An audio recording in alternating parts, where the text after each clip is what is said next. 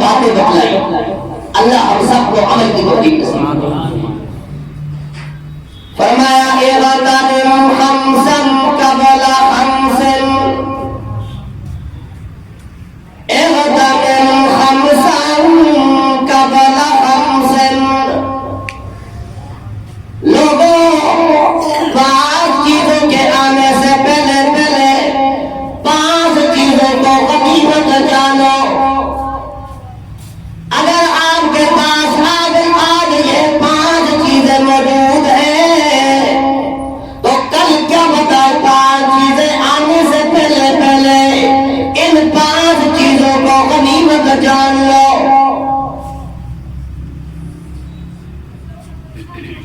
اغتنم خمسا قبل خمس، شبابك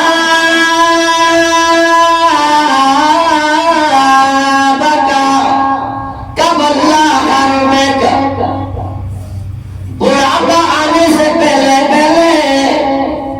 اس جوانی کو قیمتی جانو. آج اگر جوانی کی عمر ہے تمہارے اندر تو عبادت کے اندر سنجم ہوگی، قوت ہوگی، طاقت ہوگی. آج تم عبادت کر سکتے ہو، آسانی کے ساتھ عبادت کر سکتے ہو، لیکن کل کیا معلوم جب بڑھاپا آئے اور تمہیں عبادت کا ٹائم ہی نہ ملے، تمہارے اندر عبادت کی سختی نہ ہونا. اس لیے نبی مہربان صلی اللہ علیہ وسلم نے فرمایا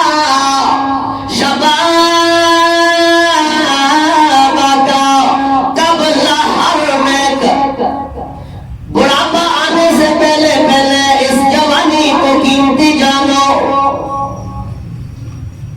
اور نبی مہربان صلی اللہ علیہ وسلم نے فرمایا، اللہ کے نبی صلی اللہ علیہ وسلم کا اس میں گرامی آئے گا. آپ کیا کہنا چاہیے؟ آپ کو ذرا اونچے بولے جتنی نبی سے محبت ہو. ایک حدیث کے اندر آتا ہے 80 سال کی عبادت کا ثواب ہوتا ہے. جو ایک بس درود پہ 80 سال کی عبادت کا ثواب. اور سورہ سعد کے اندر آتا ہے حضرت داؤد علیہ السلام زبور کی تلاوت کیا کرتے تھے تو پہاڑوں سے آواز سبحان اللہ کی آیا.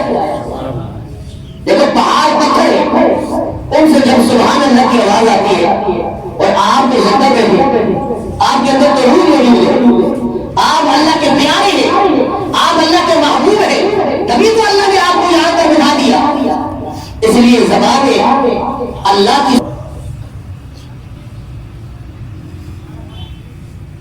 پانچ چیزوں کے آنے سے پہلے پانچ چیزوں کو غنیمت سمجھا. حرم کا نبی مہربان صلی اللہ علیہ وسلم نے فرمایا بڑھاپا آنے سے پہلے اس جوانی کو قیمتی جانو نا. جب بڑھاپا آ جائے کیا پتا کسی کو عبادت کا ٹائم ہی نہ ملے. بیماریوں میں اتنے آپ مصروف ہو جائے کہ عبادت کا ٹائم ہی نہ ملے. اور حضرت علی رضی اللہ تعالیٰ عنہ نے کیا عظیم جملہ فرمایا، کیا عظیم جملہ ارشاد فرمایا کہ میں نے کئی بزرگوں کو دیکھا ہے، کئی بڑے عمر کے لوگوں کو دیکھا ہے، سفید داڑھی والوں کو دیکھا ہے کہ بڑھاپے کے اندر بغیر سجدے کے نماز پڑھتے دیکھا ہے، بغیر سجدے کے نماز پڑھتے دیکھا. کیوں؟ آپ نے دیکھا ہوگا نماز پڑھنے کے لیے آپ آتے ہیں، کئی لوگ تو بیٹھنے کی طاقت نہیں ہے، کرسی پہ چیئر پہ بیٹھ جاتے ہیں، کھڑے ہونے کی طاقت نہیں ہے، چیئر پہ بیٹھ جاتے ہیں اور وہیں بیٹھ کر رکوع کرتے ہیں، سجدہ کرتے ہیں. زمین پہ سجدہ کرنے کی توفیق نہیں ہوتی. اس لیے اگر آج آپ کی طاقت ہے نا، اس کو قیمتی سمجھو نا، غنیمت سمجھو نا. اغتنم خمسا قبل خمس، شبابك قبل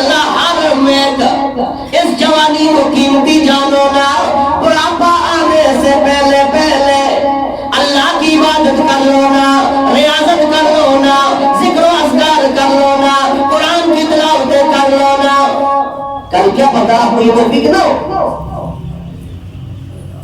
اور نبی مہربان صلی اللہ تعالی علیہ وسلم نے فرمایا کہ 7 آدمی کل قیامت والے دن اللہ کے عرش کے سائے کے اندر ہوں گے.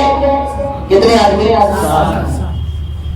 ٹائم ہوا تو انشاءاللہ پھر کبھی ان 7 آدمیوں کا ذکر کروں گا. قیامت والے دن اللہ کے عرش کے علاوہ کوئی سایہ نہیں ملے گا. ان میں سے ایک آدمی ہوگا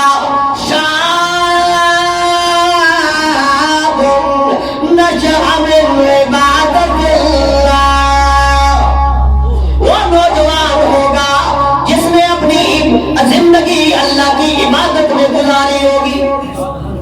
وہ آدمی کل قیامت والے دن جس دن کوئی سایہ نہیں ملے گا. حدیث میں آتا ہے ہر آدمی اپنی پسینے میں شرابور ہوگا, پسینے میں ڈوبا ہوا ہوگا. اور مقدار ذکر کی, کوئی آدمی ٹخنوں تک اپنے پسینے میں ڈوبا ہوگا, کوئی آدمی اپنے پیٹ تک پسینے میں ڈوبا ہوا ہوگا, کوئی آدمی اپنی گردن تک پسینے میں شرابور ہوگا. اس دن کوئی سایہ نہیں ملے گا, کوئی سایہ نہیں ملے گا. وہ نوجوان جس نے اپنی زندگی کو اللہ کی عبادت میں گزارا ہوگا, وہ آدمی, وہ نوجوان, اللہ انہیں اپنے عرش کا سایہ نصیب فرمائے گا. تو اپنی جوانی کو قیمتی سمجھو نا. یہ طاقت, یہ قوت, صحت, تندرستی, جوانی اللہ کی امانت ہے. اور حضرت یوسف علیہ السلام کا واقعہ بیان ہے سورہ یوسف میرے سامنے. یہ 12واں سپارہ کھلا ہوا ہے. اللہ تیرے سمجھانے کے انداز پہ قربان جاؤں نا. یہ آیت نمبر 22 میرے سامنے فرمایا وَلَمَّا بَلَغَ أَشُدَّهُ آتَيْنَاهُ حُكْمًا وَعِلْمًا وَكَذَلِكَ نَجْزِي الْمُحْسِنِينَ.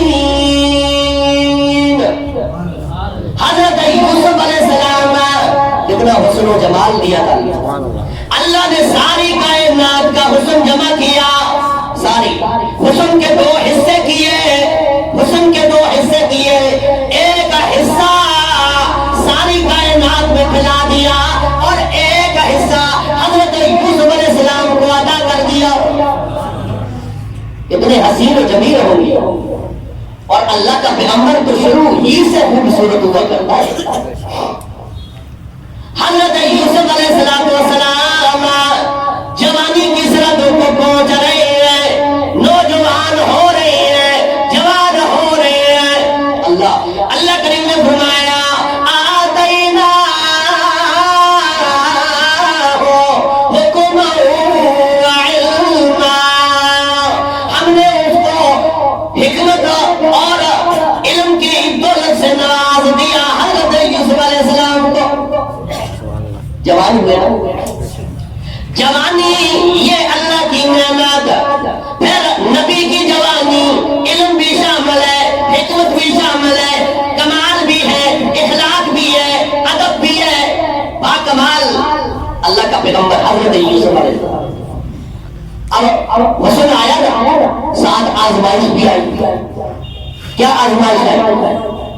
فرمایا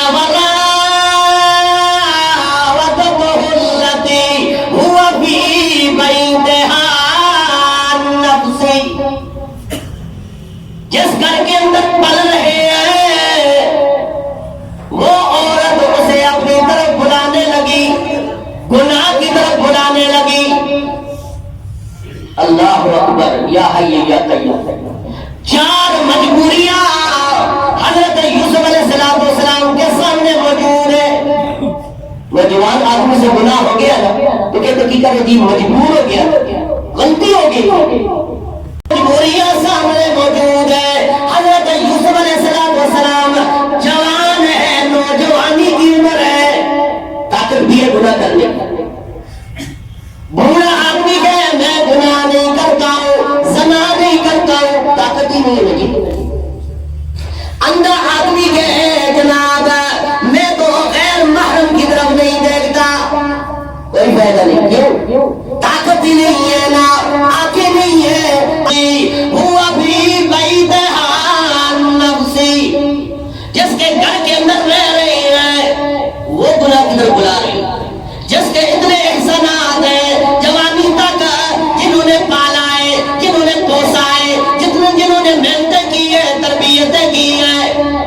عزیز حسین کی بیوی ہے جن کا نمک کھایا ہے، جس کا نمک کھایا ہے، اب انکار کیسے کرے؟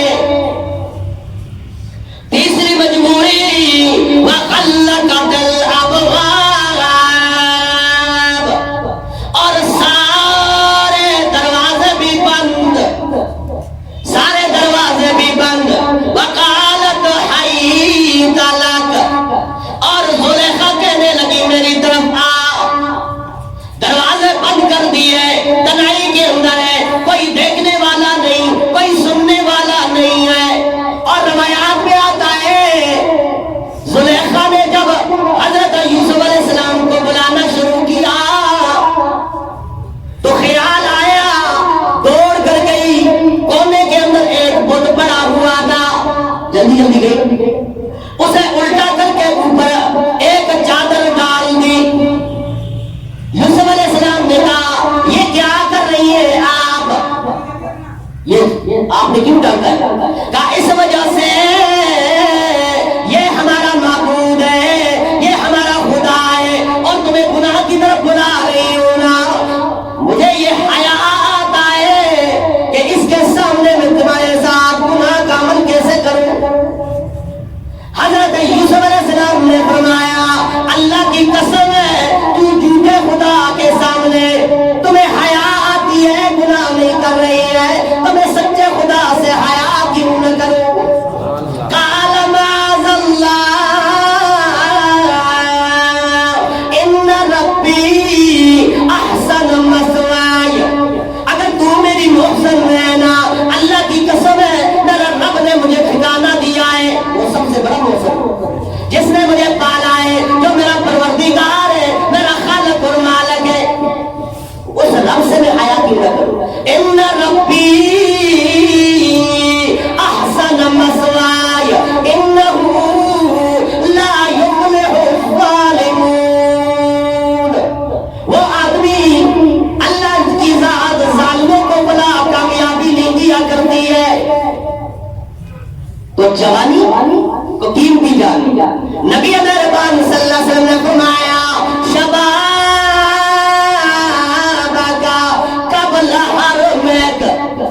اس جوانی کو قیمتی جانو نا، بڑھاپا آنے سے پہلے پہلے۔ اور نمبر 2 وصحت کا قبل سقامت، اور بیماری آنے سے پہلے پہلے اس صحت کو، تندرستی کو قیمتی جانو۔ آج تمہارے اندر اگر قوت ہے، آج تمہارے اندر سکت ہے، آج تمہارے اندر کوئی طاقت موجود ہے، اللہ کی عبادت کر سکتے ہو، ریاضت کر سکتے ہو، قرآن کی تلاوتیں کر سکتے ہو۔ آنکھیں بھی جواب نہیں دیا، آنکھیں بھی ہے، صحیح سلامت ہے، جسم کے اندر قوت بھی ہے، کیا معلوم کل تم بیمار ہو جاؤ نا اور تمہیں ٹائم ہی نہ ملے نا، اللہ کی عبادت کا ٹائم ہی نہ ملے، اس لیے آج اس کو قیمتی جانتے جا۔ اور قرآن میں اللہ نے حضرت ایوب علیہ السلام کا ذکر کیا، رَبَّهُ أَنِّي مَسَّنِيَ الضُّرُّ وَأَنْتَ أَرْحَمُ الرَّاحِمِينَ۔ یہ میرے سامنے سورہ انبیاء اور 17واں پارہ اور آیت نمبر یہ 83 کھلی ہوئی ہے۔ حضرت ایوب علیہ السلام ایک دن نہیں، 2 دن نہیں، 1 مہینہ نہیں، سال نہیں، 18 سال تک حضرت ایوب علیہ السلام بیمار تھے۔ اور قرآن مجید نے صرف یہ فرمایا مسنی الضر، حضرت ایوب فرما رہے ہیں مجھے تکلیف پہنچی ہے۔ اور بعض لوگ کہتے ہیں کہ جناب حضرت ایوب علیہ السلام کے پیٹ میں کیڑے پڑ گئے۔